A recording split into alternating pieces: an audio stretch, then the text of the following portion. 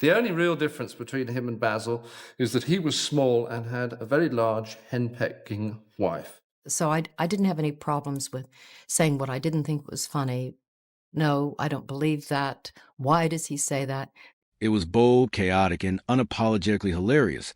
A sitcom so brilliantly absurd that even with just 12 episodes, it cemented itself as a cult classic. Fawlty Towers didn't just flirt with boundaries. It bulldozed through them, laughed at the mess, and somehow turned disaster into comedy gold. But hidden beneath the laughter was a moment. One scene so controversial it sparked outrage, divided audiences, and nearly overshadowed the show's legacy. What really happened? And how did a simple comedy push things just a little too far? To understand that, we have to go back to where it all began, not in a writer's room, but inside a real hotel. In 1970, the Monty Python team arrived in the quiet seaside town of Torquay while working on Flying Circus. They checked into a hotel, expecting a normal stay. What they got instead felt like stepping into a surreal comedy sketch. The hotel was run by a man named Donald Sinclair, and he was anything but ordinary. Guests weren't welcomed, they were interrogated. Simple requests turned into confrontations. And the atmosphere? Tense, awkward, and completely unpredictable. One moment stood out above the rest. When Eric Idle accidentally left his briefcase in the lobby, Sinclair didn't try to find the owner. Instead, convinced it was a bomb, he threw it over a wall. Just like that. This wasn't hospitality. It was chaos disguised as management. John Cleese, however, saw something different. Where others saw frustration, he saw inspiration. Sinclair's bizarre behavior, his paranoia, his complete inability to deal with people. It was comedic gold. And from that madness, Basil Fawlty was born. Cleese exaggerated personality, of course, turning up the anger, the awkwardness, and the arrogance. But the core of Basil came straight from real life. A man completely unsuited for his job, yet convinced he was running everything perfectly. When Fawlty Towers first aired in 1975, critics didn't quite know what to make of it. Some called it messy, others called it chaotic. But audiences, they loved it, because beneath the shouting, the misunderstandings, and the collapsing situations, there was something real. Basil wasn't just funny, he was painfully relatable. A man desperate to appear sophisticated, constantly failing, and making everything worse in the process. Alongside him was a perfectly balanced cast. Sybil, his sharp and commanding wife. Polly, the calm and intelligent problem solver. And Manuel, the endlessly confused waiter who somehow made every situation even more chaotic. Together, they created a kind of comedy that felt alive. Fast-paced, unpredictable, and always on the edge of complete disaster. But behind the scenes, things weren't always so smooth.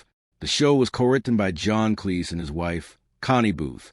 Their creative partnership was brilliant, but their marriage wasn't built to last. By the time the second season was in production, the two had already separated, and yet they continued working together, putting personal struggles aside to finish what they started. That tension, strangely enough, seemed to fuel the show's brilliance. Every episode felt tightly constructed, even in its chaos. Every joke landed with precision. Every meltdown built perfectly into the next. And despite its growing popularity, the show nearly didn't continue.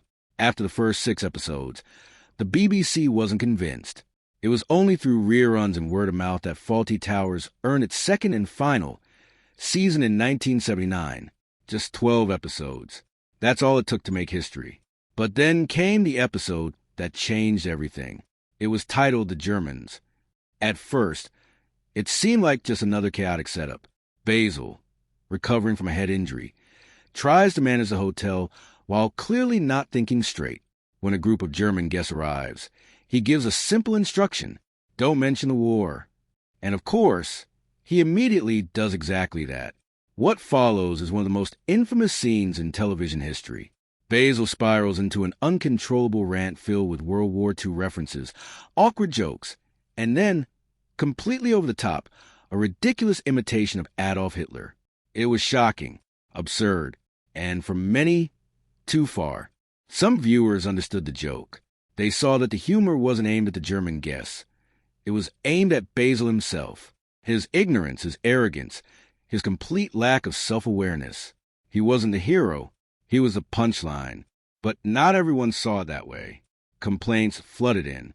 Critics accused the episode of being insensitive. Some demanded it be removed entirely. Even the BBC began questioning whether it had crossed a line. The debate didn't stop there. Years later, when the show reached global audiences through streaming platforms, the controversy returned. Some services removed the episode. Others edited certain scenes. Fans were divided. Some argued it was necessary to adapt to modern sensitivities. Others called it censorship, insisting the satire was being misunderstood. John Cleese himself stepped in to defend the episode. He made it clear the jokes were never about mocking Germans. They were about mocking people like Basil, people who say the wrong thing at the worst time and don't even realize how ridiculous they sound. And that's what made Fawlty Towers different. It didn't play it safe. It didn't try to be polite. It held up a mirror to human behavior, flaws, awkwardness, and all, and forced us to laugh at it, even when it was uncomfortable. Behind the scenes, the cast endured their own challenges. Andrew Sachs, who played Manuel, suffered real injuries during filming. In one scene, a frying pan used as a prop was accidentally real. The result? A painful bruise that made it into the final performance. Yet he kept going, scene after scene, bringing Manuel to life with unmatched dedication. Prunella Scales, who played Sybil, delivered one of the most iconic performances on British television. Her sharp tone and commanding presence perfectly balanced Basil's chaos. And somehow, despite personal struggles, physical mishaps, and constant pressure, the cast never let it show on screen. That's part of what made the show timeless. Decades later, Fawlty Towers is still celebrated as one of the greatest sitcoms ever made. Its influence is everywhere.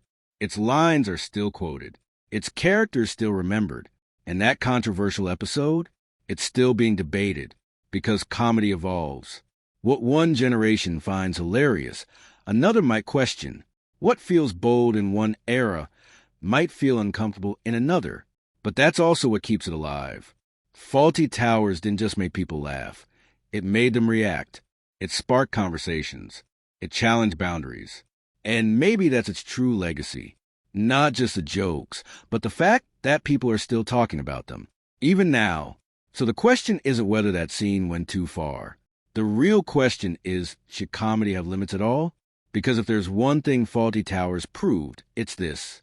Sometimes the most unforgettable moments are the ones that make us laugh and then make us think twice.